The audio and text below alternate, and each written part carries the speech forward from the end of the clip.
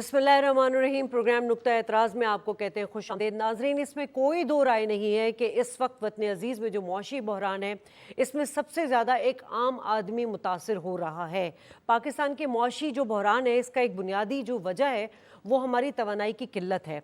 हम उसमें खुद कफ़ील नहीं है और यकीनन इस वक्त बिजली के जो इजाफी बोझ है आवाम पर, उसका शदीद रद्द-ए-अमल आ रहा है। और इन्हीं हालात के पेश नज़र निगरां वज़ीर आज़म ने नोटिस भी लिया और इस वक्त पहला हंगामी इजलास का इनेकाद किया गया। और उन्होंने कल ही ये बात की थी कि मैं एक इजलास तलब करूँगा और सार्फिन को रिलीफ देने के हवाले से बाखुसूसी इस पर मैं मुशावरत लूँगा। और डिस्कोर्स के हवाले में से भी उन्होंने बताया कि मैं उसको भी ख़त्म करूँगा, रिफॉर्म्स लेकर आऊँगा। अभी कुछ देर पहले जो है इजलास हुआ और इजलास में उन्होंने जो बातें की हैं वो मैं आपके साथ शेयर करना चाहूँगी। कुछ इनिशिएटिव लेने की बात की है। उन्होंने कहा है कि मैं वफाकी वज़रा समेत जितने भी सेक्रेटरीज़ हैं उनको बुलाऊँगा, उनके साथ आज भी मुशावरत हुई है, मज़ीद बुलाकर मैं उस हवाले से बातचीत करूँगा। इस इजलास में आवाम को बिजली के बिलों में रिलीफ देने के हवाले से वजारत तवानाई और वजारत ख़जाना को मिलकर एक इम्प्लीमेंटेशन लाहे अमल बनाने की जिम्मेदारी दी गई है। मुख्तलिफ सरकारी मुलाजमीन को जो मुफ्त यूनिट्स मिलते थे उनको जमरात के हवाले से, उस मामले पर भी उन्होंने तफसीली रिपोर्ट तलब कर ली है। सरकारी दफातर में बिजली के इस्तेमाल में कमी के लिए फौरी इकदाम किए जाएंगे। कल सूबों के साथ भी मुशावरत की जाएगी, यानी कि जितने भी CMs होंगे उनके साथ वज़ीर आज़म मुशावरत करेंगे। निगरां हुकूमत अपने मैंडेट के अंदर रहते हुए जल्द अज जल्द आवाम को ज़्यादा से ज़्यादा रिलीफ देने की कोशिश करेगी।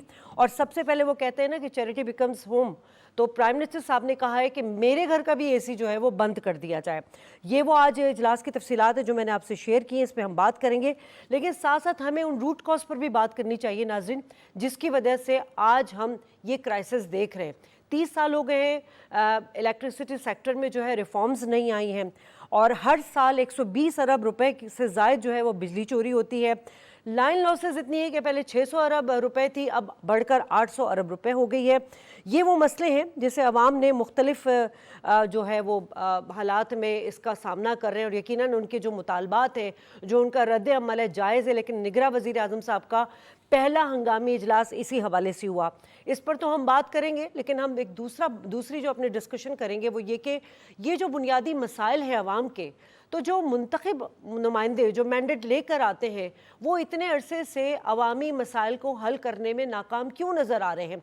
अगर वो ये कहते हैं कि इंतखाबात जो है वो तमाम मसाइल का हल है, तो फिर आम इंतखाबात के लिए ये इतनी हेलो हुज्जत क्यों की जा रही है। ये तमाम पॉलिटिकल पार्टीज़ में सियासी इत्तेफाक क्यों नहीं हो पा रहा कि जल्द अज जल्द इनेकाद किया जाए और अवामी मसाइल को एड्रेस किया जाए। जैसे जैसे दिन गुजर रहा है अवाम की मायूसी बढ़ती चली जा रही है। इस पर आज बात करेंगे। अपने मोअज़्ज़ज़ मेहमान का तारुफ करा दूँ, इस स्टूडियो में मौजूद है, वेल नोन पर्सनैलिटी हैं, मरकज़ी रहनुमा हैं पीपल्स पार्टी के इख्तियार बेग साहब। बहुत शुक्रिया सर आपका। और कुछ ही देर में नाज़रीन हमें और भी गेस्ट ज्वाइन करेंगे। इख्तियार बेग साहब, लाजमी सी बात है जो सिचुएशन है वो आज की नहीं है, बहुत अरसे से चलती हुई आ रही है। आपको लोगों को भी 2 बार इक़्तिदार मिला, नून लीग को भी तीन बार मिलने के बाद प्राइम मिनिस्टर अब शहबाज शरीफ साहब बने। क्या वजह है, क्यों इंटरेस्ट नज़र नहीं आता, या अगर इंटरेस्ट है तो फिर क्या मजबूरी आप लोगों की रही है? सलाहियत नहीं है, हमारे पास रिसोर्सेज नहीं है कि हम इतनी बेसिक चीज़ जो है हल नहीं कर सके आप लोग? देखिए, बेसिक चीज़ नहीं है। ये जो बिजली की कीमतें बढ़ रही हैं, ये समझना होगा कि किस बुनियाद पे बढ़ रही हैं। 5-6 वो कोर इश्यूज़ हैं जिनकी वजह से नुकसानात हो रहे हैं और उस नुकसानात को पूरा करने के लिए चाहे IMF के हिसाब से या अपने तौर पे आप कंज्यूमर के ऊपर बर्डन डाल देते हैं। सबसे पहले जो है इसमें वो ये है कि आपकी ट्रांसमिशन डिस्ट्रीब्यूशन सिस्टम पुराना है, लिहाजा जो बिजली आप तरसील करते हैं उसमें आपकी 24 से 25% बिजली ज़ाया हो रही है। वो बिजली पैदा तो हो रही है, खर्चा तो उसमें हो रहा है, लेकिन वो बिजली ग्रिड पे नहीं जा रही, बीच में ट्रांसमिशन में ज़ाया हो रही है। अच्छा, उस TND के 120 बिलियन डॉलर का आपने जैसे बताया था, और उसी में थेफ्ट भी शामिल है, जिसको हम कुंडा कहते हैं। वो सब अगर मिला लें तो 800 बिलियन डॉलर का तो ये नुकसान है। दूसरा यह है कि आप फ्री इलेक्ट्रिसिटी दे रहे हैं वाबडा के स्टाफ को, ख़ास तौर से 17 ग्रेड नबफ को 1000 अरब रुपए के सालाना बिजली दी जा रही है। भाई, जैसे आपने बाकी गवर्नमेंट के डिपार्टमेंट्स में अलाउंसेस दिए हुए हैं, उस हिसाब से सैलरी और ग्रेड के हिसाब से उनको भी अलाउंसेस दें। आपने फ्री दिया हुआ, जितना चाहे कोई यूज़ करे, ऑन करके चले जाए, 4-4 AC एक, ये तो मुनासिब नहीं है। और आज वज़ीर आज़म ने इस बात पे भी कहा है कि मैं पूरी रिपोर्ट ले रहा हूँ कि कितना बिजली इस तरह से दी जा रही है। उसके बाद सब्सिडी दी हुई है आपने बहुत जगहों पे, फाटा है, ट्यूबवेल की है, और वो सब्सिडी अब पे नहीं कर रहा है, हुकूमत के पास पैसे नहीं है देने, वो एक बड़ी वजह है। सबसे महंगा फ्यूल सर, मैं अगर यहीं पे काउंटर सवाल कर लूं, अगर आपकी इजाजत कर हो लें। तो। ठीक है, आप सब्सिडी की बात कर रहे हैं, बिजली के बिल ज्यादा आने की जिम्मेदारी यकीनन ये जो निगरान सेटअप है इसकी तो नहीं है। 2020 और 21 में 1350 अरब रुपए बिजली की सब्सिडी की मद में दिए गए। ठीक है, हम पीटीआई गवर्नमेंट को निशाना बना रहे हैं, बिलाशुबा बेड़ा गर्क किया मईशत का, लेकिन अगले साल भी बिजली के महकमों को तकरीबन इतनी ही सब्सिडी दी गई। तो आप लोग तो उस वक्त पीडीएम में थे, मतलब इत्तेहादी हुकूमत थी आप लोग। लेकिन सब्सिडी ओवरनाइट अब ख़त्म नहीं कर सकते। सब्सिडी फार्मर्स को दी जाती है, ट्यूबवेल के सिलसिले में दी जाती है, एक 300 यूनिट से नीचे वाले तबके को सार्फिन जो होते हैं उनको दी जाती है। अब ये हुकूमत इलेक्शन लड़ने जा रही है, कैसे आप एक्सपेक्ट करते हैं कि इतने गैर मकबूल फैसला करे कि उस तमाम तबके को जो बिलो द पॉवर्टी लाइन है, जो 300 यूनिट से कम सारिफ है, उससे सब्सिडीज हटा दी जाए। हाँ, IMF के कहने पे सब्सिडी जो एक्सपोर्ट सेंटर को दी गई थी, एक्सपोर्टर्स को दी गई थी, इंडस्ट्रीज को दी गई थी, वो ख़त्म कर दी है। 1 जुलाई से हम नॉर्मल टैरिफ पे कर रहे हैं। जो टेक्सटाइल सनत को उन्होंने दी हुई थी मुकाबलती सकत मेंटेन करने के लिए, वो ख़त्म हो गया। तो सब्सिडी जो एक्सपोर्टर्स को और सनतकारों को थी वो ख़त्म हो गई, लेकिन लोअर तबके की सब्सिडी जो है वो ख़त्म करना बड़ा जुर्रतमंदाना फैसला है, और ये गैर मकबूल फैसले में आता है। और ये फिर हुकूमत ने देखना कि वो अफोर्ड कर सकते हैं इलेक्शन से चंद महीने पहले या नहीं। सर, आज जो डिस्कोर्स की बात की प्राइम मिनिस्टर साहब ने, उन्होंने कहा जो 17 ग्रेड से जो ऑफिसर्स हैं 450 यूनिट उनको फ्री दी जा रही थी। मतलब एक आम आदमी, मैं एक आम आदमी नुमाइंदा बन करके आपसे बात कर रही हूँ कि 25,000 तनख्वाह वाला एक गार्ड जो है उसकी 25,000 अगर बिल आता है तो वो क्या करेगा। और यहाँ पर आप डिस्कोर्स के जो अफसरान हैं उनको आप लोग, मतलब ये चीज़ें लेजिस्लेशन किसके हाथ में है सर? आप लोग के हाथ में, मुंतखब नुमाइंदों के हाथ में ना। बिल्कुल सही कह रही हैं। देखें, हमारा एक बहुत बड़ा अलमिया यह है कि हम उस फ्यूल से बिजली बना रहे हैं जो दुनिया में सबसे महंगी है। आप फर्नेस ऑयल, LNG और नेचुरल गैस से ज़्यादातर बिजली बना रहे हैं। आपको बिजली पे स्विच होना है, हाइड्रो, सोलर, शमसी जिसको कहते हैं, कोयला आपके यहाँ भरा पड़ा है, आप कोयले से बिजली नहीं पैदा कर रहे। न्यूक्लियर के सिर्फ 5 प्रोजेक्ट हैं। अब ये सब चीज़ें हैं जो एज ए पॉलिसी आपको स्विच ओवर करनी थी, बहुत पहले नहीं की, लेकिन अब सुनने में आया है कि ऑल्टरनेटिव के ऊपर जोर है, ख़ासतौर से शमसी तवानाई जो है वो ज़्यादा से ज़्यादा पैदा की जा रही है। लेकिन सर एक सवाल, मतलब लाइक अफसोस हुआ सुनकर, फैसल करीम कुंडी साहब का स्टेटमेंट है, आपने भी पढ़ा होगा यकीनन। उन्होंने कहा कि जी ये जो बिजली बढ़ रही है या बिजली के बिलों में इजाफा हो रहा है, इसमें हम इसके ज़िम्मेदार नहीं हैं। अगर बिलावल भुट्टो प्राइम मिनिस्टर होते तो ये काम हो जाता। प्राइम मिनिस्टर तो जी, आप लोग की तो हुकूमत 14 साल रही ना सिंध में, आप साबिक वज़ीर आज़म हमारे के वक्त साबिक में मुशीर भी रहे। हमारे वक्त में बिजली की ये हालत नहीं थी। हमारे वक्त में IPPs पहली बार 1994 में मुतारिफ कराए गए। IPP का जो ओरिजिनल पैकेज था, कॉन्ट्रैक्ट, वो बहुत बैलेंस था। बाद में आपने 17% इक्विटी पे रिटर्न, आपने डॉलर में प्रॉफिट, कैपेसिटी सरचार्ज ने हमको मार के डाल दिया। कैपेसिटी सरचार्ज क्या होता है? कैपेसिटी सरचार्ज होता है मुझे पता है आप बिजली जी बोले खरीदें हम आपसे या ना खरीदें, लेकिन आपने देना ही है। बिजली पैदा करने की जो सलाहियत है उसके हिसाब से हमें देना ही देना है। और यही सर्कुलर डेट गर्दिशी कर्जों का मेन सबब है। तो कहने का मकसद ये कि हमारे दौर में न सर्कुलर डेट था। सरचार्ज को कम भी किया जा सकता है, क्योंकि देखिए 25 से 30% अगर लगता है बिल में, तो फिर जब सर्दियां आती हैं तो आपकी डिमांड तो कम हो जाती है ना, तो आप उसको कहीं ना कहीं तो अल्टरनेट उसको शिफ्ट कर सकते हैं। यही तो बात है ना कि एक्सेस आपकी आगे जनरेशन है तो आपको, और आप ले रहे हैं कम, आपको हर हालत में कैपेसिटी सरचार्ज देना पड़ेगा।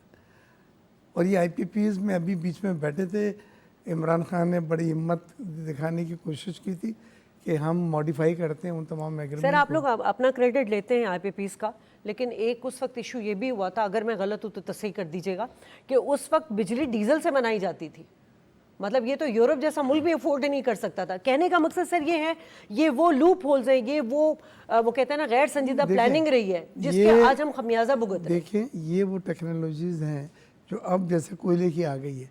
पहले थर कोयले से बिजली नहीं पैदा कर सकते, एक्सेसिव मॉइस्चर था उसमें और सल्फर कंटेंट, वो कोयला काला सोना ज़मीन के नीचे था, लेकिन हम निकाल के उससे बिजली नहीं पैदा। अब नई टेक्नोलॉजी आ गई है, वो सल्फर को भी रिमूव करती है और मॉइस्चर को भी वो कंटेन करती है। ये सब चीज़ें अब आई हैं, तो इन दिनों में जो हुकूमतें हैं, ये उनकी जिम्मेदारी है कि नई टेक्नोलॉजी को इस्तेमाल करके ऑल्टरनेटिव एनर्जी से बिजली पैदा करें।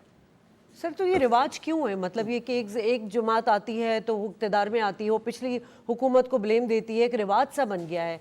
आप लोग थे तो नून लीग जब आई तो उन्होंने आप पे ब्लेम गेम किया, आप लोग थे तो आपने पिछली हुकूमत पर ब्लेम गेम किया। हमने तो आईपीपीएस की पॉलिसी दी, इतने आईपीपीएस आ गए थे कि जितनी ज़रूरत थी उसके बाद हमने रोक दिया था। हमने नए आईपीपीएस साइन नहीं किए थे कि वो बर्डन होता और कैपेसिटी सरचार्ज आपको देना पड़ता है। बाद में इनको ये देखने में आया है कि आपने एक्सेसिव आईपीपीएस से एग्रीमेंट करें और उनके कॉन्ट्रैक्ट को भी मॉडिफाई कराएं। मॉडिफाई यानी जैसे डॉलर में आपको प्रॉफिट देना है, कैपेसिटी सरचार्ज देना है, 70% इक्विटी के ऊपर प्रॉफिट मिलना ही मिलना है, सही ना। ये सब चीज़ें, ये सब जो लैकिंग्स हैं उससे बिजली महंगा हो रही है, और वो बिजली जब महंगा होकर नुकसानात पैदा करती है वो आप सार्फिन को आईएमएफ के कहने पे मुंतकिल करते चले जा रहे हैं। सार्फिन किस हद तक बर्दाश्त करेगा, कितना बर्दाश्त करेगा, आपकी कोताहियाँ कितना अपने सर के ऊपर बोझ लेगा वो। ये अब वो सड़कों पे आ गए। तो मेरा कहने का मकसद अब ये जो मुतालबा किया जा रहा है, आवाम भी कर रही है, आप लोग की जमातों की जानिब से भी आ रहे हैं कि ये टैक्सेस कम किए जाएं बिजली के बिल में। कैसे कम करें, क्योंकि आईएमएफ की कंडीशन भी तो हमारे सामने है। आपकी बिजली में इजाफी जो टैक्सेस है, अगर 55 रुपए का बिल है तो उसमें तकरीबन 60 या 59% जो है टैक्सेस हैं। ये टैक्सेस पेट्रोलियम डेवलपमेंट लेवी की शक्ल में, ये टैक्सेस सेल टैक्स की शक्ल में, ये टैक्सेस इनकम टैक्स की शक्ल में। दुनिया में कहीं भी power generation can not be use vehicle for revenue generation. ये पॉइंट बहुत ज़रूरी है। आप अपनी बिजली पैदा करने की सलाहियत को रेवेन्यू कमाने का जरिया नहीं बना सकते। हमारे मुल्क में इसमें टैक्सेस भी लगे हैं, जीएसटी भी लग रहा है, पेट्रोलियम डेवलपमेंट लेवी भी लग रहा है, और वो सब चीज़ें ऐड करके जो बिजली की कीमत है वो अब सस्टेनेबल नहीं रही। अब लोग बर्दाश्त नहीं कर सकते और रोड पे आ गए। ठीक है। अनिल मुमताज़ साहब ने हमें ज्वाइन किया, आप एनर्जी एक्सपर्ट हैं, बहुत शुक्रिया आपका। सर यकीनन जो इस वक्त माहौल बना हुआ है आपके भी इल्म में है, और आज से नहीं, हम तो बहुत अरसे से ये बात कर रहे हैं कि जो हमारा बिजली का जो इदारा है उसकी जो परफॉर्मेंस है और जो इजाफी बिल बढ़ते ही चले जा रहे हैं, उस पर यकीनन ये सिचुएशन नज़र आना ये यकीनी तौर पे लग रहा था। आप क्या समझते हैं कि हमारे यहाँ बिजली के बहरान की बेसिक वजह क्या है? एडमिनिस्ट्रेटिव वजह है। अच्छा, ठीक है। सबसे पहले ये कि नेपरा के जो 4 बड़े बल्कि 5 चेयरमैन समेत जो जितने बड़े हैं उनमें से सिर्फ 2 अदद बंदे इंजीनियर हैं, और उनमें से भी एक मैकेनिकल इंजीनियर है।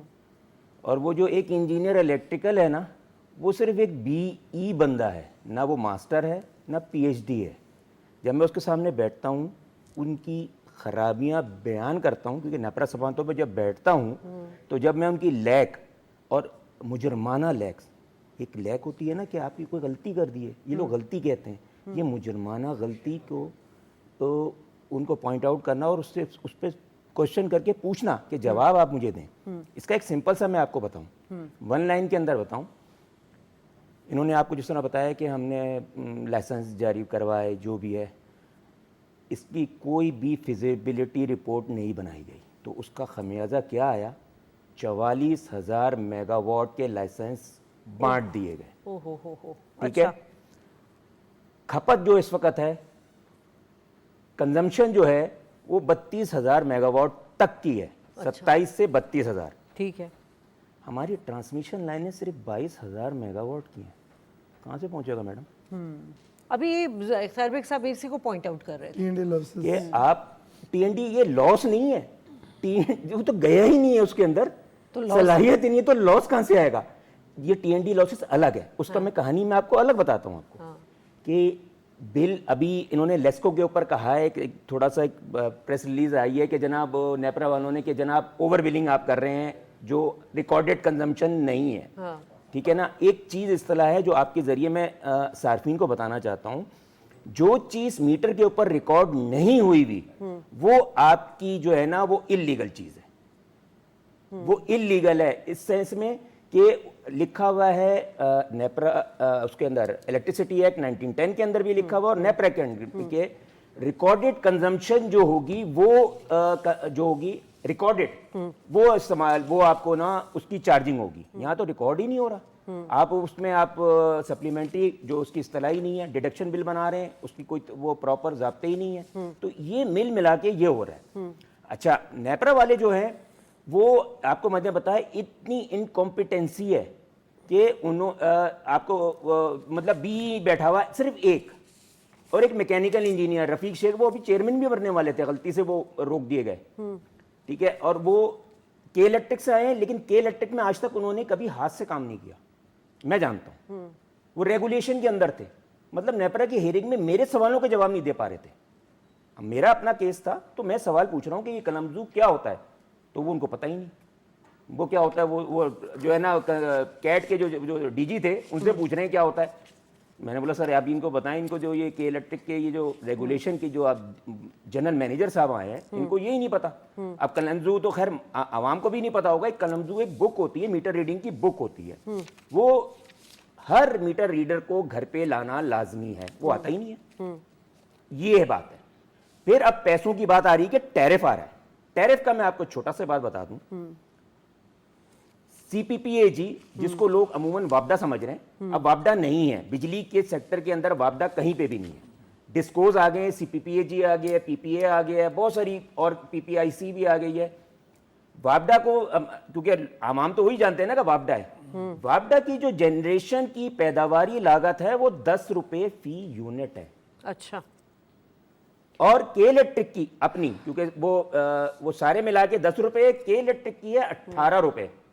तो मैडम ये आप ये 32 रुपए और यूनिफॉर्म किस बात का आप ले रहे हैं? तो आप ये जो बात की जाती है हमेशा कि जी मौसमी मसाइल में हम सबसे जो बुनियादी वजह है वो हमारी जो तवानाई ज़रूरियात है उसमें हम खुद कफील नहीं है, ये गलत है। हम खुद कफील हैं। देखिए आपने तो एडमिनिस्ट्रेटिव बात की ना, अब ग्राउंड रियलिटी पे बात। ग्राउंड रियलिटी के पर मैं आपको बताता हूँ जी मैडम, मैं हाथ से काम करने वाला हूँ, मेरे पास ग्रिड पे काम कर रहा हूँ, मेरे पास ग्रिड सेक्शन पूरा मेरे बिहाफ पे होता था। एक एक फीडर के ऊपर डबल केबल लगाए गए थे जो कि इलेक्ट्रिसिटी आईसी कोड की सरियन खिलाफ वर्जी होती थी। हम पॉइंट आउट करते थे कि आप ये डबल केबल क्यों लगा रहे हैं आप। बस हमारे को चार्जशीट, अच्छा, एक्सप्लेनेशन। फिर एक और बात है, चालू लाइन के ऊपर मतलब आपका जो अलाइव होता है, जिसको अलाइव कहते हैं, आपसे ना ट्रॉली रैक इन और रैक आउट करवा रहे हैं। जब मैंने उनसे पूछा तो फिर चार्जशीट और एक्सप्लेनेशन। ये जो ग्राउंड रियलिटी है ना, ये क्योंकि मैंने अपने हाथ से काम किया हुआ। जब मैं इनसे पूछ रहा हूं कि भाई आप ग्रिड पे क्यों नहीं आते हो, आप ये वोल्टेज 11.1 क्यों नहीं मेंटेन करते, तो कोई जवाब नहीं देते। अच्छा, नेपरा कहती है ये जो लोड शेडिंग कर रहे हैं, जो पीएमटी पूरी बंद कर देते हैं, उसको इन्होंने नाम दिया, नेपरा ने AT&C का नाम दिया है और उसको बाकायदा लिख के दिया हुआ, मेरे पास डॉक्यूमेंट मौजूद है कि ये इलीगल है। जब इलीगल है तो आप ये काम क्यों करने दे रहे हैं? ठीक है, ठीक है। इस वक्त हमें ज्वाइन किया है रहनुमा नून लीग शेख रोहेल असगर साहब ने। बहुत शुक्रिया सर, आपने वक्त दिया। सर, करंट सिचुएशन तो यही है कि इस वक्त जो इजाफी बिल हैं बिजली के, उस पर एक अवाम का शदीद रद्द-ए-अमल आ रहा है। अगर हम नवाज़ शरीफ साहब की हुकूमत में देखें तो हमें बेहतरीन एक तरीके से तवानाई बहरान पर काबू पाने की जो है वो एक हिस्ट्री नज़र आ रही है। लेकिन सवाल यहाँ यही पैदा होता है कि बहरान पर काबू पाने के लिए तवानाई के कई मंसूबे भी शुरू किए गए, मोटरवेज़ भी बनाई गई, मुल्क को तरक्की की तरफ गामजन भी किया गया, मगर फिर बिल्कुल ये सिलसिला रुक जाता है। तो आप क्या समझते हैं इसके कितने मतलब वो जो रुक जाना था उसी का खमियाजा आज हम भुगत रहे हैं? मैं पहली बात तो ये, मैं कोई एक्सपर्ट तो हूँ नहीं, एनर्जी एक्सपर्ट हूँ तो बेहतर आपको वही बता सकते हैं मतलब इसके में, लेकिन जो मैं एक आम आदमी की हैसियत से जानता हूँ वो ये है कि हमने बदकिस्मती से वो मंसूबे जो कम लागत और कम कीमत और कम टैरिफ बन सकते थे वो हमने नहीं की। हम आप अगर किसी सियाने आदमी से पूछेंगी तो आपको ये बताएगा कि पाकिस्तान में एक ऐसा, मतलब बहुत सारी और चीजें अदा की हुई नेमतें हैं। एक नेमत यह है कि आपके पास सबसे बड़ी जो स्ट्रीम है ना, वाटर फ्लो है, वो पाकिस्तान का एक बहुत बड़ा वाटर फ्लो है, बड़ा लंबा वाटर फ्लो। अब उस पे सबसे ज्यादा जो कम लागत चीज लगती थी वो कहते हैं उसको run of river. Run of river में ये होता है कि आप बांध बांधते हैं, उसके बाद आप उस पर अपनी सफाई लगाते हैं और बिजली देना शुरू कर देते हैं, फिर उसके बाद आगे बात कराते हैं, इस तरह सो ऑन करता रहता है। इस पे अगर हम काम करते हैं बजाय इसके कि हमें कहीं पाशा डैम, कहीं पुराना डैम, कहीं पुराना डैम, कहीं काला डैम। सर तो क्यों काम नहीं किया गया? मेरा तो सवाल ही यही है। आप लोग 3 बार इक़्तिदार में रहे, शहबाज शरीफ प्राइम मिनिस्टर साहब रहे, ये तो इख्तियार आप बेग मुझसे बैठे हुए, पूछना। 2 दफा वो लोग रहे, काम क्यों नहीं किया गया? अब मैं ये गुजारिश करूँ, असल होता ये है कि आप ऐसे बंदे से सवाल करती हैं, ऐसा सवाल जो उसकी डोमेन में नहीं आता। लेकिन मैं मिसाल के तौर पे मैं लीग के साथ, जिनका डोमेन है सर वो आते ही नहीं है बात करने के लिए, क्या करें बताएं? मैं वही तो अर्ज कर रहा हूँ, मेरी डोमेन में नहीं आता। मेरी डोमेन में क्या आता है कि फ्लोर ऑफ द हाउस मैं निशानदेही करूँ हैसियत एक वर्कर, हैसियत एक MNA, हैसियत अपने लोगों का एडमिनिस्ट्रेटिव, मैं एक बुराई की तरफ, गलती की तरफ आपकी निशानदेही करूँ। वो शुक्र है मेरे मालिक का, तो मैं करता रहा, किसी को पसंद आया किसी को नहीं आया, मैं इसका कोई जिम्मेदार नहीं। लेकिन अपनी जिम्मेदारी मैंने पूरी की और ये बात मैंने फ्लोर ऑफ द हाउस भी करता रहा। जब मैं टॉक शोज में जाता था इसकी तरफ मैंने लोगों की तवज्जो मबूल करवाई। अब एक तो ये मैंने आपको अर्ज कर दिया, दूसरी तरफ आ जाए शमसी तवानाई। शमसी तवानाई जो है वो भी वन टाइम आप करते हैं ना अपना उस पर इन्वेस्टमेंट, उसके बाद तो आपकी वो फ्री ऑफ कॉस्ट होती है। तीसरी तरफ आ जाए इससे विंड एनर्जी, विंड एनर्जी में वन टाइम आप इन्वेस्टमेंट करेंगे, उसके बाद वो आपके पास फ्री ऑफ कॉस्ट आती है। अब उसके बाद आ जाए कोल, आपके पास इतना बेशुमार जखीरा था कि आप उसको इस्तेमाल ही नहीं कर सके। अब जाके कहीं वहां से इस्तेमाल हुआ, जबकि दुनिया में अब वो टेक्नोलॉजी जो है ऑब्सोलीट हो रही है। हमें बड़ी अरसे के बाद ये चीजें याद आती है, तो वो चीज जब आती है याद हमें याद आती है तो वो उसकी आवाज़ियत खत्म हो जाती है। आज भी इस मुल्क का जो बुरहान है बिजली का, वो आपका ऑयल से या फर्नेस ऑयल से या डीजल से नहीं खत्म हो सकता, वो तो और बढ़ता जाएगा। यूं डॉलर बढ़ेगा, आपकी प्राइसेस, पेट्रोलियम प्राइसेस बढ़ेंगी। जब पेट्रोलियम प्राइसेस बढ़ेंगी तो आपकी एनर्जी कॉस्ट डेफिनेटली बढ़ जाएगी। तो इसमें इन चीजों पर काम करने की जरूरत है ना। अब आपने ये सब का जिक्र किया, तो मैं इसमें आपको एक बात बताता हूँ, मैंने अपनी जिंदगी में बहुत सारे अदवार देखे हैं। मियाँ साहब से मैंने एक चीज जो मैंने मियाँ साहब में जो मैंने चीज देखी है वो इसकी one of the luckiest person in politics. मैं आम ही बात कर रहा हूँ, पॉलिटिक्स की बात, पॉलिटिशियंस की बात कर रहा हूँ जी। He is the luckiest. मन वो कहते हैं ना कि किसी मट्टी में हाथ डालता सोना बन जाती है, वो उनके साथ भी कुछ ऐसा ही है। अब जब मुझे लोग ये पूछते हैं कि मियाँ साहब आएंगे तो मियाँ साहब आके फिर करेंगे, मैंने हाँ मियाँ साहब आएंगे तो लोगों का एक इत्मीनान है, पता नहीं, मुझे नहीं पता खुशफहमी है या मेरी गलतफहमी है, लेकिन लोगों का एक एतमाद है कि ये शख्स जो है ना ये इस मुल्क की तकदीर को बदल सकता है। और काम करके भी उन्होंने पास में दिखाया और सब कुछ किया। आपको तो सर आप समझते हैं कि अब आइंदा आने वाले इंतखाबात में, एक तो इस पर भी मैं आपसे बात करूंगी, क्यों इत्तेफाक राय नहीं हो रहा, क्यों अभी भी ब्लेम गेम दिया जा रहा है, जबकि अगर असेंबली डिसॉल्व की गई थी तो सिंध के CM भी बैठे हुए थे, नून के पंजाब के CM भी बैठे हुए थे, मुशावरत से जो है असेंबली डिसॉल्व की गई। हल्का बंदियों पर शहबाज शरीफ साहब जो है नई हल्का बंदियों की बात करके चले गए, जबकि मई में वो चीज़ हो चुकी थी। इजाजत देंगे मुझे आप? मेरे ख्याल में आपने जल्दबाजी की। असेंबलियों को जब आपके पास एक आइन की शिक मौजूद है कि आप इस करंट जो एग्जिस्टिंग असेंबली थी उसको आप 1 टाइम 2 टाइम एक्सटेंशन दे सकते थे, तो आपको चाहिए था कि सारे मामला को लपेट के जाते। अब आप ये कह देते हैं, पॉलिटिकल पार्टीज भी कह देती हैं, लीडर्स भी कह देते हैं कि जी इलेक्शन इन टाइम होना चाहिए, तो उनको उनसे आप ये पूछा करें कि वो तरीका भी बता दें जब आपने एक सेंसस कर लिए, सुप्रीम कोर्ट ने आपको 18 का इलेक्शन करवाने की इजाजत दी थी वन टाइम, उसके बाद आप नहीं करवा सकते। आपने 22 में सेंसस कर दिए, सेंसस होने के बाद आपने उसका नोटिफिकेशन कर दिया। अब ये कैबिनेट से अप्रूव सवाल हुआ का ना सर, वो सर कैबिनेट से अप्रूव हुआ है, तभी तो बात आगे बढ़ी थी ना। मैं वही अर्ज कर रहा हूँ कि नोटिफिकेशन हो गया। अब हाँ। जब नोटिफिकेशन हो गया तो अब श्रीहन ये जो सारे का सारा इस पे जो वक्त देना है, जो तारीख देनी है, जो अमल करना है, वो मेरा या आपका नहीं है, वो श्रीहन प्योरली इलेक्शन कमीशन का काम है। वो पीपल्स पार्टी तो वे आउट बता रही है ना सर कि आप उसी पुरानी हल्का बंदियों पे इलेक्शन करवा लें, बाद में हल्का बंदियां करवाते रहे, आप लोग इसको लिंगर ऑन कर रहे हैं। पीपल्स पार्टी रहती है ख्वाबों की दुनिया में, हकायक की दुनिया में नहीं रहती। अब वो दिन चले गए, वो जुल्फिकार भुट्टो साहब रखलत फरमा गए, बेहतरीन साहब रखलत फरमा गई, बाकी जो बाकी रह गए वो मेरे जैसे ही हैं, वो हवा में बातें करते हैं।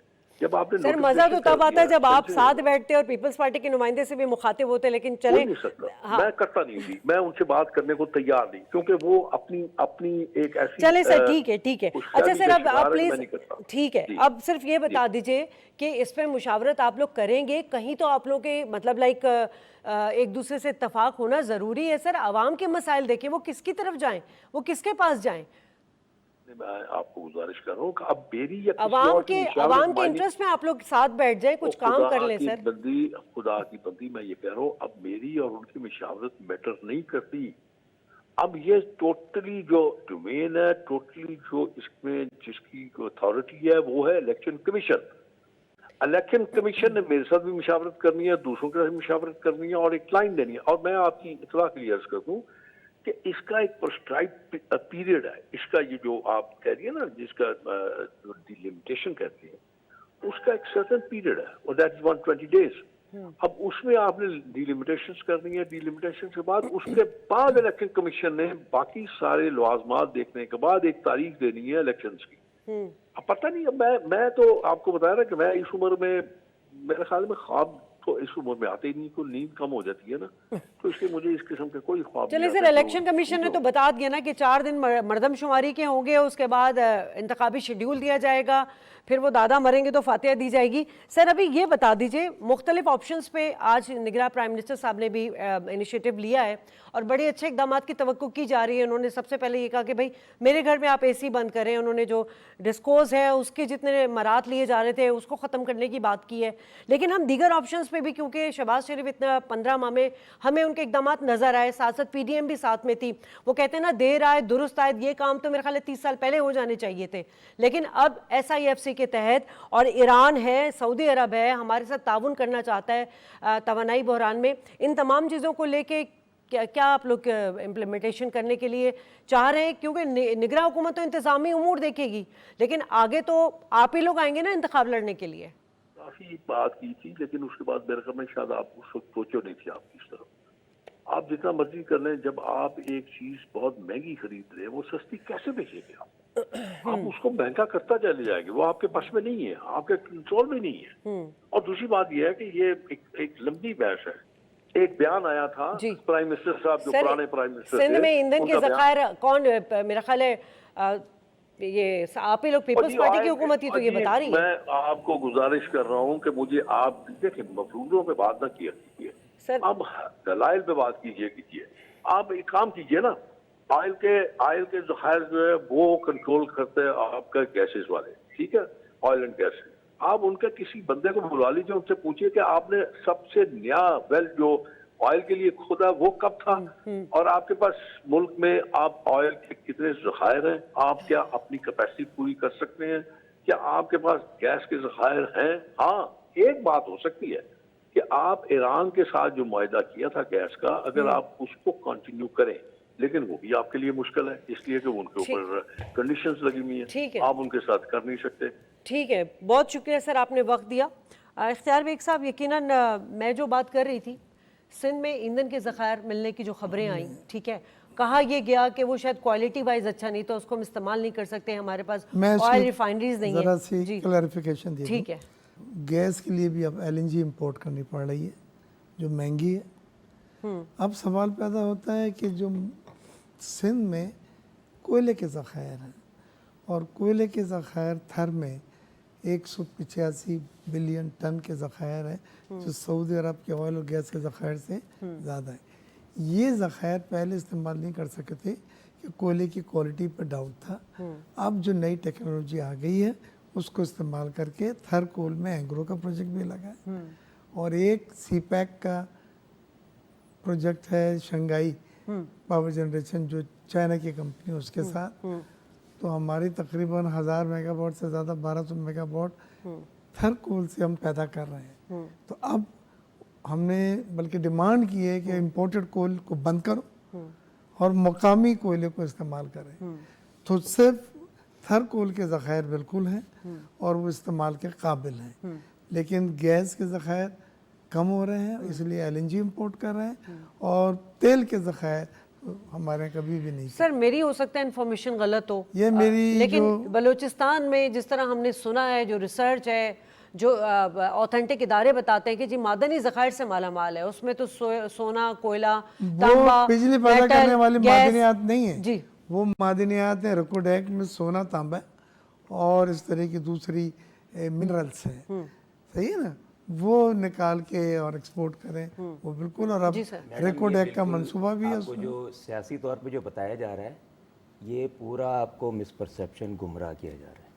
मेरे पास डॉक्यूमेंट्री प्रूफ है, क्योंकि जितना नेपरा के अंदर मैंने क्वेश्चन किए हैं शायद ही पाकिस्तान में किसी ने किए होंगे। डॉक्यूमेंट्री और मेरे 150 से ज़ायद वॉल्यूम्स हैं। पहले वॉल्यूम के ऊपर ही सुप्रीम कोर्ट ने मेरी वेरिफिकेशन इंटेलिजेंस ब्यूरो से करवाई थी कि इसका आप देखो इसने ये क्या क्वेश्चन उठाए।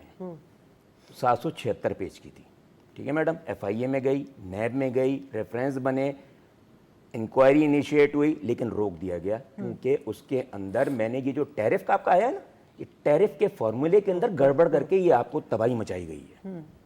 टैरिफ के फॉर्मूले के अंदर प्रीसीडिंग मंथ का जो सबसे जो है ना, प्रीसीडिंग मंथ के अंदर, ठीक है। अच्छा ये आयल का आपने बात करी, जो आयल मैंने निकाला है इन्हीं के डॉक्यूमेंट्री एनुअल रिपोर्टों से। एनुअल रिपोर्ट तो डॉक्यूमेंटेड है ना, बड़ी मुश्किल से निकालें क्योंकि एक कंपनी दूसरे में मर्ज हुई है, तीसरी कंपनी चौथे में मर्ज होकर इन्होंने ऐसा खिचड़ी बनाई हुई है कि आप देख देख चले सर, 120 समझ आ गई बात। 120 जो है ना बैरल जो पूरा डेली का होता है और यही हमें चाहिए। अब वे आउट, खैर इख्तियार बेग साहब बात वही आ जाती है, इस वक्त हम सबको मिलकर जो है कोई वे आउट निकालना है। प्राइम मिनिस्टर साहब अच्छा इनिशिएटिव ले रहे हैं, लेकिन वही बातें इंतजामी उमूर और इलेक्शन तक मुआवन करना उनका असल जिम्मेदारी है, लेकिन उसके बावजूद वो आउट ऑफ द बॉक्स जाकर काम करने की कोशिश कर रहे हैं।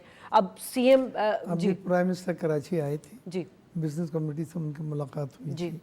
वो अपनी तरजीहात फाइनल कर रहे थे कि किन किन चीज़ों को जो ज़्यादा इम्पोर्टेंट है हमने शुरू करना है वहाँ से। हमने उन्हें ये कहा है कि आप एनर्जी सेक्टर रिफॉर्म्स इस वक्त पूरे मुल्क में सबसे ज़्यादा अर्जेंट है, उसको करें। IPPs को दोबारा रिव्यू करें, कैपेसिटी सरचार्ज के देने को दोबारा रिव्यू करें और ये फर्नेस ऑयल और LNG को इंपोर्ट करने के बजाय मुतबादिल तवानाई के ज़राए से बिजली बनाएं। शमसी तवानाई हवा से, कोयले से, न्यूक्लियर से और हाइड्रो से। जब तक आपका इनका परसेंटेज नहीं बढ़ेगी एनर्जी मिक्स में, आपकी लागत कम नहीं आएगी। लागत नहीं कम होगी तो कीमत कम नहीं होगी बिजली की पावर की। लिहाजा ये वक्त आ गया है कि जो फर्नेस ऑयल और LNG वगैरह जो है वो और दखियानूस बिजली घर। अच्छा सर, आप क्या सजेशन देंगे, मतलब आप इकोनॉमिस्ट भी हैं, बिजली के बिलों में जो टैक्सेस लगे हैं उस पर एहतजाज रद्द अमल सामने आ रहा है, उसके लिए क्या सजेशन है? देखिए ये टैक्सेस आपने बढ़ा के आधे से ज़्यादा टैक्सेस एक बिजली की यूनिट की कीमत में आपने sale tax, income tax, petroleum development leeway की मद में इतने और एक और कोई चार्ज लिया जाता है। कभी भी power generation can not be source for revenue generation. आप रेवेन्यू कमाने के इसको जरिया नहीं बना सकते। खुदा टैक्सेस कम करें, आप दूसरे ज़राए से टैक्सेस वसूल करें। हम ये नहीं कह रहे कि आप टैक्सेस न लगाएं, लेकिन बिजली के ऊपर पावर टैरिफ पे जो आप लगा रहे हैं वो सस्टेनेबल नहीं है, वो बर्दाश्त के बाहर है और लोगों की चीखें निकली हैं, पूरे पाकिस्तान में रोड सड़कों पे आए हैं। अनरेस्ट हुआ है, और यही वज़ीर आज़म साहब ने भी महसूस करके हाल इसी 1 पॉइंट एजेंडे पे मीटिंग थी, और कल वो डिस्कोस वगैरह के साथ दोबारा भी मिल रहे हैं। तो कहने का मेरा मकसद है कि एनर्जी सेक्टर रिफॉर्म्स में मैसिव रिफॉर्म्स की ज़रूरत है। तो इस सेक्टर को अगर प्राइवेटाइज या रेगुलेट किया जाए इसको, उसकी तरफ क्यों नहीं जाते हैं? नहीं, देखिए प्राइवेटाइज तो इतनी जल्दी नहीं होता। आपके जो इदारे हैं PIA, रेलवे, स्टील मिल और वापदा, इनको आप प्राइवेटाइज नहीं करें। पिछले 20 साल से हर बजट स्पीच में फाइनेंस मिनिस्टर ये कहता है कि जी हम इनकी निजकारी कर रहे हैं। तो ये लॉस वाले इदारों को कौन खरीदेगा? आप पहले इनकी इस्लाह करके रीस्ट्रक्चर करें, रीस्ट्रक्चर में ब्लीडिंग को बंद करें। IMF ने भी कहा स्ट्रक्चरल रिफॉर्म्स लेकर आए अब आप इकोनॉमी में, ठीक है। अच्छा सर, अब IMF से हमें एक ब्रीथिंग स्पेस मिला है, लेकिन उनकी कंडीशन भी है, लाजमी सी बात है कि ये सब्सिडी ख़त्म की जाए तो महंगाई तो होनी है, चाहे वो ऑयल इसमें बिजली में हो या कोई भी एनर्जी सेक्टर पे। हमारा पेट्रोल की कीमतें आए दिन बढ़ती रहती हैं, लेकिन बात हम वही कर लेते हैं कि जो हमें समझ आती है, जो हमारे सामने एक नज़र आता है कि जी लाइन लॉसेस, चोरी, ठीक है। इसके साथ वही बात आ जाती है कि जब तक हम इसको नहीं रोकेंगे तो गर्दिशी कर्जे हमारे बढ़ते जाएंगे। मुतबादिल एनर्जी के लिए एक्स प्राइम मिनिस्टर शहबाज शरीफ ने सोलर पर बड़ा काम किया, इसके अलावा हम विंड पर भी काम करें और भी। तो क्या आपके पास सजेशंस है उसमें? मैडम देखें, फौरी तौर पे क्या किया जा सकता है? देखें, फौरी तौर पे तो अभी कुछ नहीं हो सकता, एक दिन में कुछ भी नहीं होता। इसका आपको बेसिकली जो है, एक तो है आप इन्होंने बताया, रोयल साहब सबसे कॉम्पिटेंट बंदे हैं जो नेपरा पे क्वेश्चन उठाते थे, ऑडिटर जनरल पे क्वेश्चन उठाते थे जी। हाइडल पावर सबसे इस वक्त 0.87 तरबेला दे रहा है जी, 0.87 पैसा। अच्छा, ठीक है, ये भी एग्जीगरेटेड है, ये अयाशियाँ का है, वैसे नहीं है। 25 पैसे भी बहुत मुश्किल होगा, जीरो हो जाता है, ये डेप्रिसिएटेड हो जाता है। हमारे डैम गलत बने हुए हैं। आप पूछेंगे कैसे, आप इतने बड़े बड़े इंजीनियर हैं। सिर्फ डैम बनने का एक तरीक़ेकार है कि आपकी, एक तो मैं छोटा सा एक सवाल करूंगा मैडम कि सर्दियों में पानी नहीं होता, ठीक है ना, तो इसको कि 12 महीने आपको पानी मैसर हो, इसके लिए एक छोटी सी इंजीनियरिंग है, कोई बड़ी नहीं है, कि आप एक बैक टू बैक डैम बनाएं। मतलब तरबेला के बैक पे भी होना चाहिए, एक नहीं 2-3 रिजर्वायर होने चाहिए, ताकि वो उसको बैकअप देता रहे। वहां पे जमा हो, आपका पानी जाया नहीं हो, क्योंकि अब देखें स्पिलवे खोले में ना सबने, पानी जा रहा है समुद्र के अंदर। ये है हमारे, क्योंकि इंडिया हमारा पानी नहीं रोक सकता, उनकी बारिशें सैलाब आती हैं, वो सारा खोल देता है, हमारी तरफ आता है, हम उसको प्रिजर्व नहीं कर पाते, और प्रिजर्व नहीं करने का आज शाखसाना भुगत रहे। दूसरी बात ये विंड और सोलर, क्योंकि मैं हाथ से काम करता हूं, ये रिन्यूएबल एनर्जी है। आप थोड़ी देर के लिए इस्तेमाल कर सकते हैं, एक थोड़ी बैकअप के लिए इस्तेमाल कर सकते हैं, नहीं। थर्मल एनर्जी सबसे इफिशिएंट है, सबसे इफिशिएंट, क्योंकि फर्नेस ऑयल जो आपके पास मौजूद है आप वो इस्तेमाल नहीं कर रहे। आप पाकिस्तान के सर्विस फर्नेस ऑयल को बाहर के उससे आप क्यों मैच कर रहे हैं? सर, एक और चीज़ भी, मिनहसुल कौम, हम जरा अपनी जिम्मेदारियों पे तो बात कर लें। हम तो ब्लेम गेम में ही लगे रहते हैं।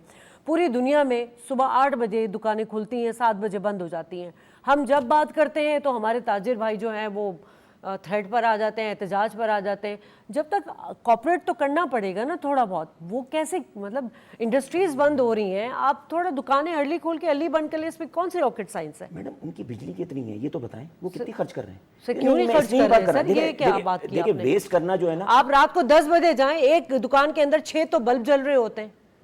वो क्या होता है कि हमारे तो निकलती मैडम, जब ऑफिस यहाँ पे आ जाती है फिर चोरी, फिर इसका मतलब है वो चोरी कर रहे हैं, अगर बिजली का बिल नहीं आ रहा तो। ये अलग सब्जेक्ट है कि चोरी अलग है, कि आप वेस्ट कर रहे हैं वो अलग है, वो अगर कंजम्पशन कर रहे हैं वो आपको पे कर रहे हैं। अच्छा ये बात होती है। एक और बात है मैडम, आपने कभी इसके ऊपर गौर नहीं किया ना, हमारी ये बैट में कितनी चीज के थक गया हूँ। LED लाइट्स जो हैं ये मीटर को डॉज देते हैं। सर आप इतनी टेक्निकल बातों पे जा रहे हैं कि LED मैं लाइट आपको बता रहा हूं, मैं तो डॉज देते हैं, मैंने आप कर देते हैं। अच्छा मिनहसुल कौम बात करें ना, मेरी मिस्टेक क्या है, आपकी क्या है, इस पर आए ना। क्या ताजिर कॉपरेट नहीं कर सकते? अब उन्होंने 2 सितंबर से कॉल दे दी है।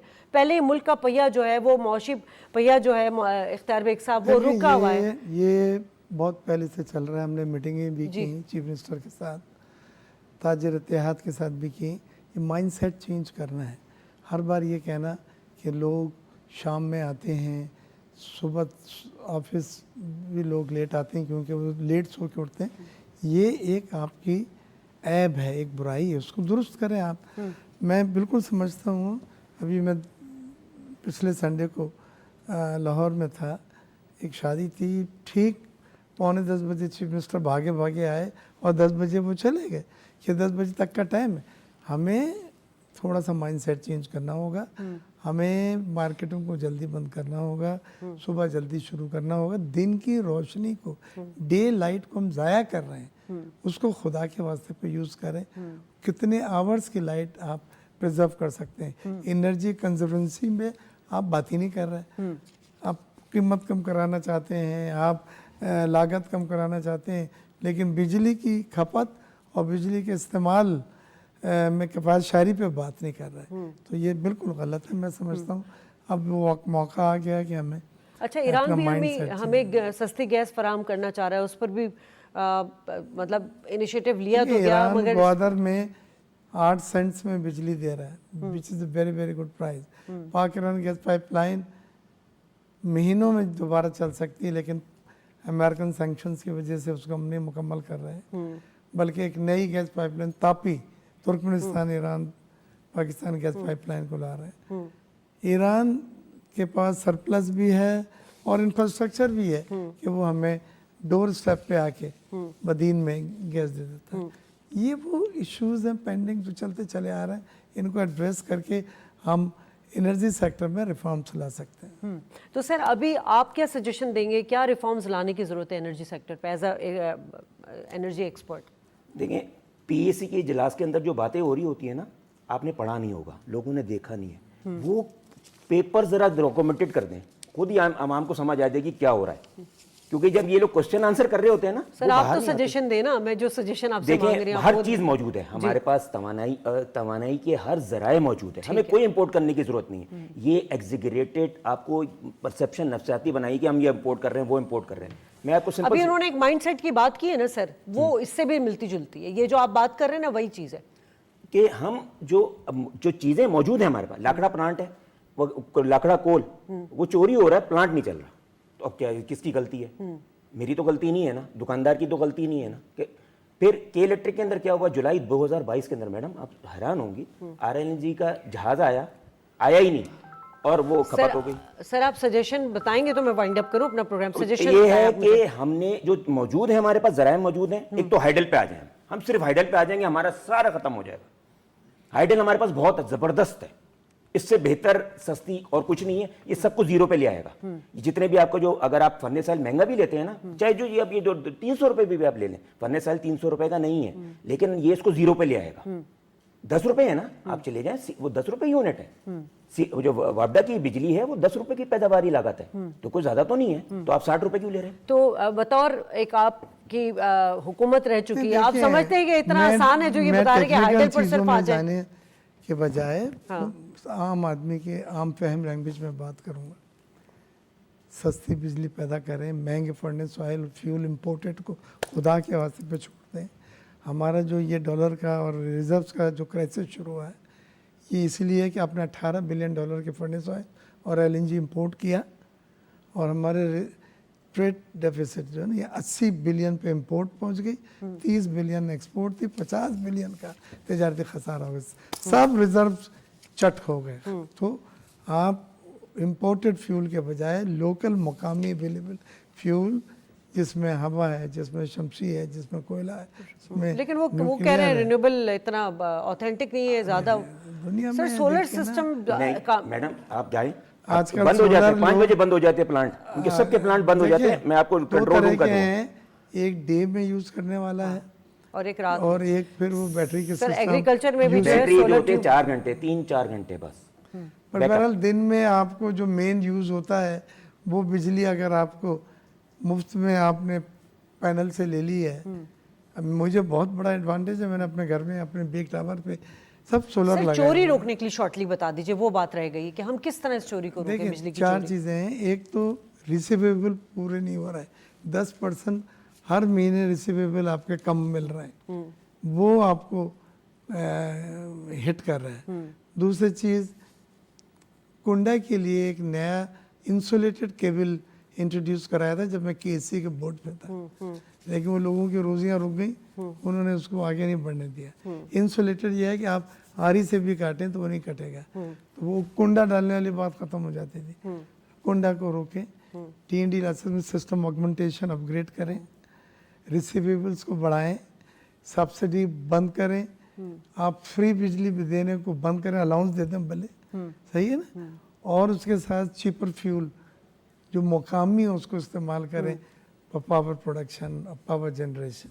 ठीक सही है, ठीक है। ये चीज़ें हैं जिनसे आपका, मैं ये नहीं कह रहा 100% चीज़ें सही हो जाएंगी, 40-45% चीज़ें सही हो जाएंगी। ठीक है, आप दोनों मेहमानों को बहुत शुक्रिया। नाज़रीन, डिस्कशन आपने सुनी। यकीनन जो सूरत हाल है उस पर जो है वो हमें मुस्तकिल बुनियादों पर इक़दामात लेने की ज़रूरत है, उसको एग्जीक्यूट करने की ज़रूरत है। जितने भी हमारे अल्टरनेट जो सजेशंस आपको नज़र आए वो सुने। एडमिनिस्ट्रेशन हमारी अच्छी होनी चाहिए, हमारी जो जहाँ जहाँ फ्लॉज है, लॉसेज हैं, उसको कवर करने की ज़रूरत है, और सबसे बड़ी उस नीयत की ज़रूरत है, उस सलाहियत की ज़रूरत है। कोशिश करेंगे, यकीनन मुश्किल वक्त है, लेकिन पाकिस्तानी हर मुश्किल वक्त से निकलना जानते हैं। हिम्मत से काम लें, इंशाल्लाह जल्द जो है वो जो इक़दामात लिए गए उसके कुछ नताइज आना शुरू हो जाएंगे। प्रोग्राम से इजाज़त, अल्लाह ने की बात।